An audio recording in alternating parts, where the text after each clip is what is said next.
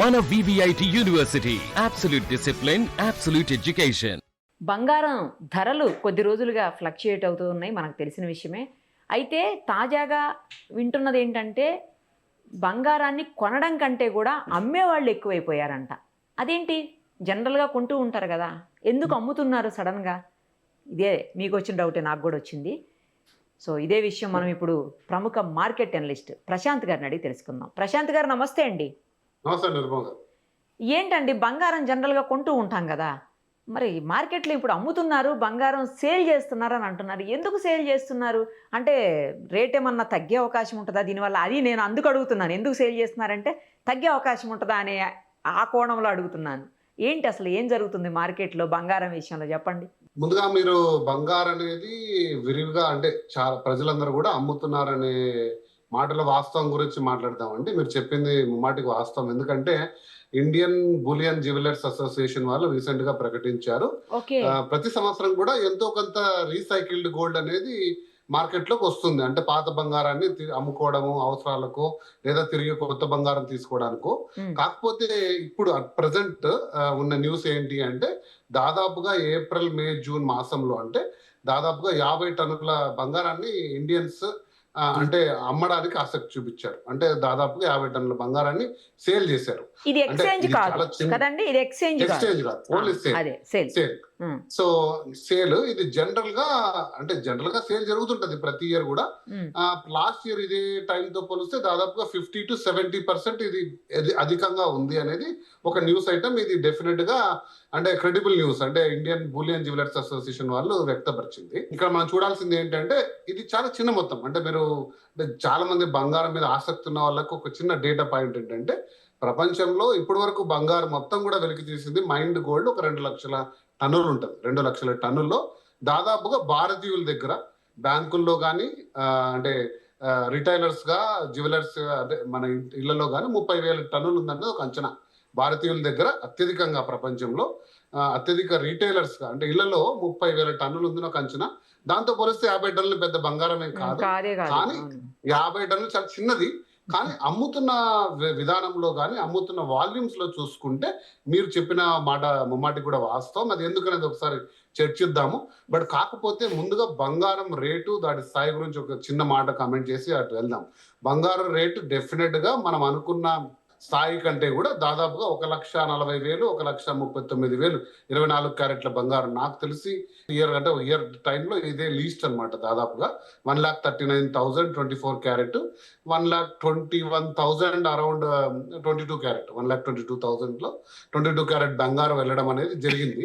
ఇది అసలు భారతదేశంలో బంగారం ఎంత అమ్మినా కొనినా ఈ రేట్కి దానికి తేడా ఉండదు.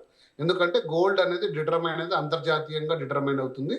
అది కూడా డాలర్లలో ఔన్స్ బంగారం డిటర్మైన్ అవుతుంది. వరల్డ్ గోల్డ్ కౌన్సిల్ ప్రకారంగా ప్రపంచంలో జరుగుతున్న ఇన్వెస్ట్మెంట్స్ లేదా డాలర్ వాల్యూకి సంబంధించి యుఎస్ లో జరుగుతున్న ఫెడ్ రిజర్వ్ కరెక్షన్ చేస్తున్న వడ్డీ రేట్లకు సంబంధించి బంగారు వాల్యూ ఎప్పుడు ఆధారపడి ఉంటుంది. కాబట్టి వాటికి భారతదేశంలో జరిగే ట్రాన్సాక్షన్స్ కి బంగారు ధర అనేది డెఫినెట్ గా మారదు. ఇక్కడ మీరు ఒక 100 టన్నులు 500 టన్నుల బంగారు ఇక్కడ అమ్మినా కూడా ప్రపంచంలో ధర అనేది ఖచ్చితంగా తేడా రాదు. సో బంగారు ఆ రేంజ్ లో ట్రేడ్ అవుతుంది. కాబట్టి మనం వాస్తవంగా చూసుకుంటే ప్రపంచంలో ఆర్థిక మాంద్యం కాకుండా కూడా ద్రవ్యోల్బణం, ఇన్ఫ్లేషన్ అంటారు.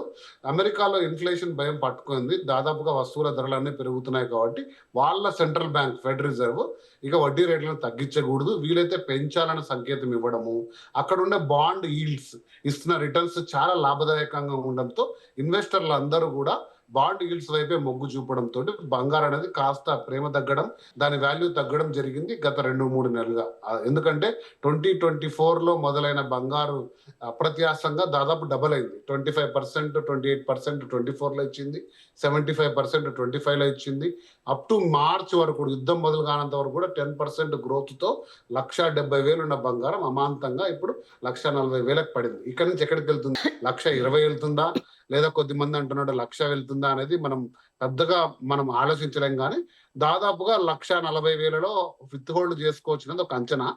కాకపోతే భారతీయులు అనే వాళ్ళు ఏంటంటే ఇక్కడ ఇంతకంటే తక్కువ పోతుందేమో, బంగారు ఎక్కడికో వెళ్ళిపోతుందని దాదాపుగా పాత బంగారంతా ఇంట్లో మార్చకుండా అట్లే పెట్టుకోనో, లేకపోతే తాకట్టు పెట్టి అప్పులు తెచ్చుకున్న బంగారంపై రుణాలు పెరిగిపోవడము, ఇంకోటి చూసుకుంటే ఇంకా పడిపోతుందనే ఒక భయాందోళన వాతావరణంలో బంగారు భారతదేశంలో విరివిగా అమ్ముతున్నారు.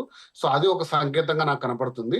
ఇక 2 ఏంటి అంటే ప్రాఫిట్ బుకింగ్. కొద్దిమంది దాదాపు లాస్ట్ ఇయర్ లో మంచిగా అంటే మనం వీడియోస్ చేస్తున్న టైంలో చాలా మంది 80,000 90,000 తీసుకున్న వాళ్ళందరూ కూడా ఇంకా తగ్గుతుందేమో ప్రాఫిట్ బుక్ చేసుకుందాం, వీలైతే తగ్గితే మళ్ళీ కొందాం 1,20,000 కొందాం ఏముంది అని చేసి వాతావరణంలో జరగడం జరిగింది. ఎందుకు చెప్తున్నానంటే ఇది వాస్తవంగా నేను 2-3 అంటే నేను రెగ్యులర్ గా సుమన్ టీవీ ద్వారా వీడియోస్ చేస్తుంటాను కాబట్టి నాకు వచ్చే కాల్స్ సంఖ్య పెరిగింది.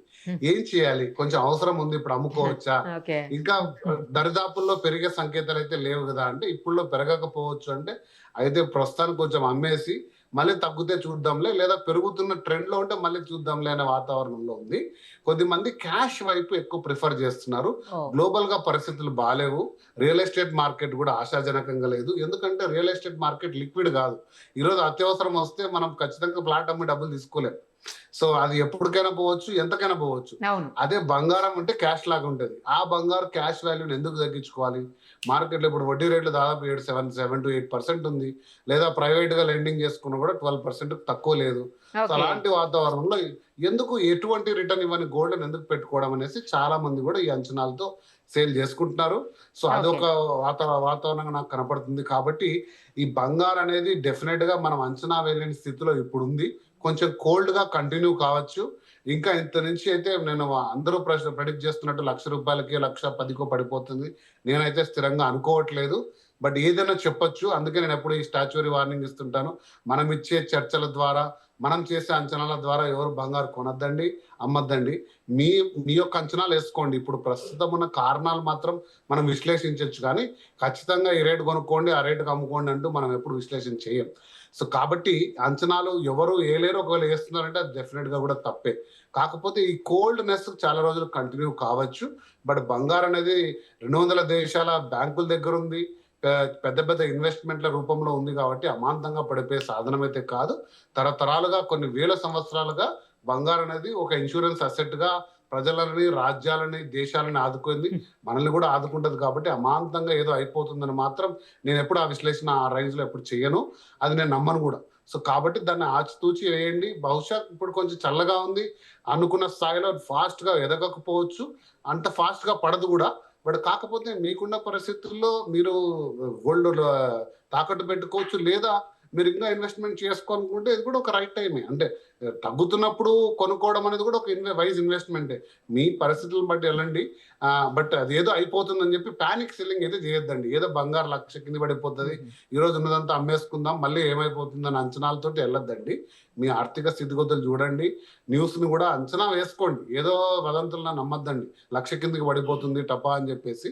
మన భారతదేశ పరిస్థితులను బట్టి, లేదా ఒక మోడీ గారు స్టేట్మెంట్ ఎందుకు ఇచ్చారు, మన యొక్క డాలర్ కి ఇండియన్ రూపీ వాల్యూ మన ట్రేడ్ డెఫిసిట్ కోసం మోడీ గారు ఇచ్చారు, కానీ బంగారు ధర ఏదో పడిపోబోతుంది మీరు కొనుక్కోవద్దని సంకేతం కాదు. అసలు అది కంప్లీట్లీ డిఫరెంట్.